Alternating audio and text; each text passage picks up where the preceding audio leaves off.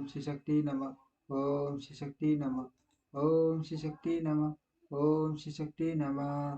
भगवान शिव का नारद जी के द्वारा सब देवताओं को निमंत्रण दिलाना, सबका आगमन तथा शिव का मंगलचार एवं गर्भ पूजन आदि कैलाश बाहर निकलना।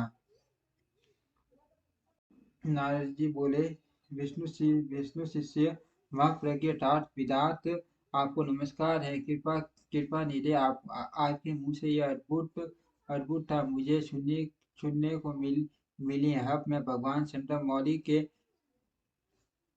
मंगलमय तथा समस्त पाप राशि विनाश वैवाहिक चरित्रों को सुनाना चाहता हूँ। मंगल पत्रिका पाकर महादेव जी क्या किया, परमात्मा शंकर की वह दिव्य कथा सुनाइए।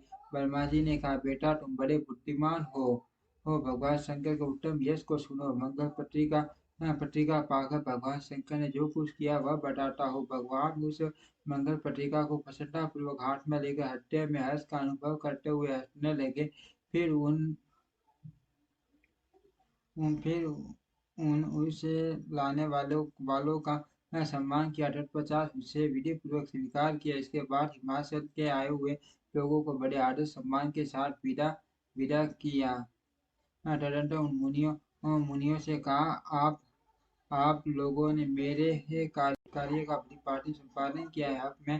अब मैंने विवाह कर दिया है। अब आप लोगों को मेरे विवाह में चाहिए।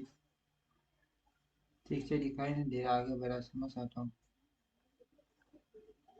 देवी पार्वती ने बड़ी भारी तपस्या की और उससे संतुष्ट होकर मैंने उन्हें यह वर दिया कि मैं प्रतिरूप सारा पानी ग्रहण करूंगा। पार्वती की भक्ति देखकर मैं उनके वश में हो गया, इसीलिए उनके साथ विवाह करूंगा। सब ऋषियों ने लगन का साधन व शोधन करके हैं। आज से ही 7वें दिन मेरा विवाह होगा।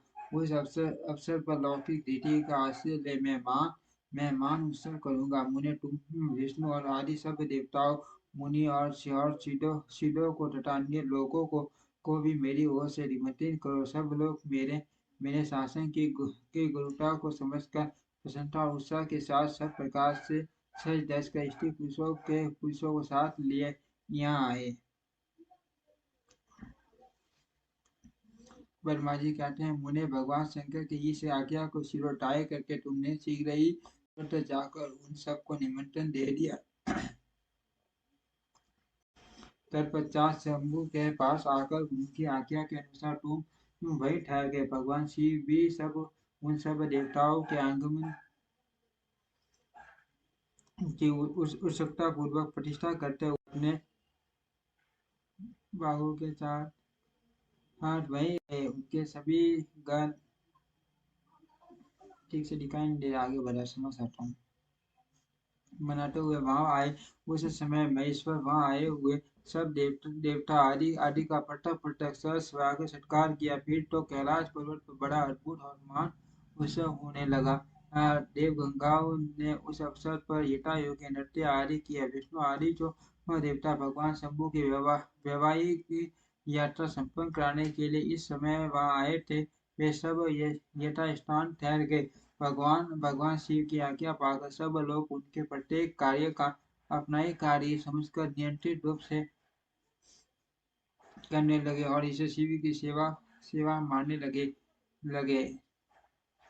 उस समय सातों मात्र काय माँ खड़ी वहाँ बड़ी प्रसन्नता के साथ शिव को यथा योग्य आभूषण पहनाने लगी। मुनिश्रेष्ठ परमेश्वर भगवान शिव का जो स्वाभाविक वेश था वही उनकी इच्छा से उनके लिए आभूषण की सामग्री बन गया। उस समय चंद्रमा स्वयं उनके मुकुट के स्थान पर जा विराजे। उनका जो सुंदर ललाट वर्ती तीसरा रहता था वही शुभ तिलक बन गया। मुने कानों के आभूषणों के रूप में जो दो सर्प बताए गए हैं वे नाना प्रकार के रत्नों से युक्त 2 कुंडल बन गए।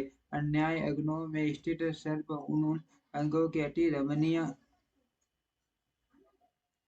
नाना रत्न में हो गए। उनके शरीर में जो भस्म लगा हुआ था वही संतन आदि का अंगराग बन गया और उनके जो गज सम आदि परिधान थे वे सुंदर दिव्य वे दुकुल बन गए।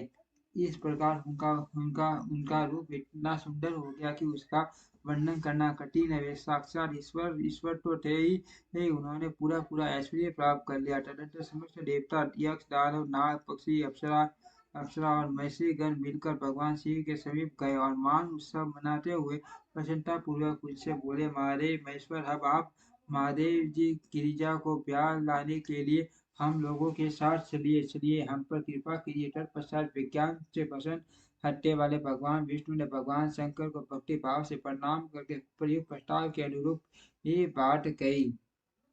भगवान विष्णु बोले, शरणागत वत्सल देव देव देव महादेव प्रभु, आप अपने भक्त जनों का कार्य सिद्ध करने वाले हैं। अर्थ, मेरा एक निवेदन सुनिए। कल्याणकारी शंभो, आप ग्रह सूत्रों के विधि के अनुसार गिरिराज कुमारी पार्वती की देवी के साथ अपने विवाह का कार्य कराइए। हर आपके द्वारा विवाह की विधि का संपादन होने पर वही लोक में सर्वत्र विख्यात हो जाएगी। अर्थनाथ, आपको आप कुल धर्म के अनुसार प्रेम पूर्वक मंडस्यापन और नांदी मुख श्राद्ध कराइए तथा लोक में अपने यश का विस्तार कीजिए।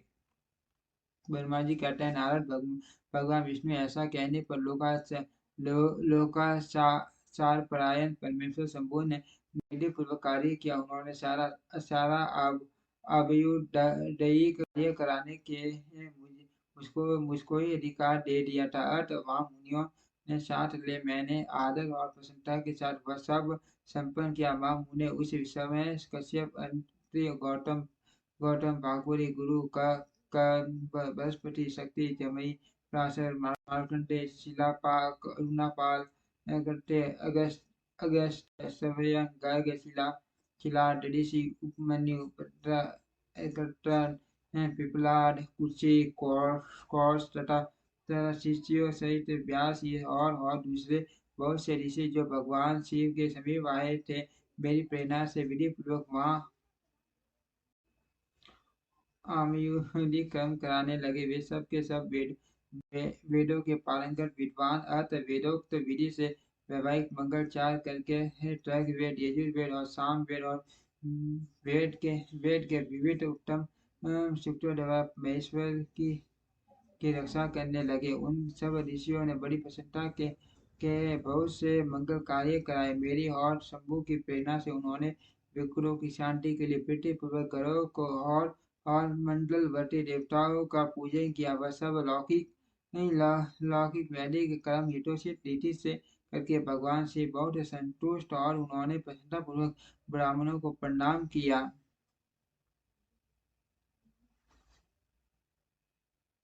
तदनंतर विश्व महादेव देवता और ब्राह्मणों को आगे उस गिरिश्रेष्ठ कैलाश पूर्वक निकले। कैलाश से जाकर देवता और ब्राह्मणों के साथ भगवान शंभु नाना प्रकार की लीलाएं करने वाले हैं। सानंद खड़े हो उस समय वहां महेश्वर के संतोष के लिए देवता आदि ने बहुत बड़ा उत्सव बनाया। बाजे बजे तथा गान नृत्य हुए। ओम श्री शक्ति नमः। ओम श्री शक्ति नमः। ओम श्री शक्ति नमः।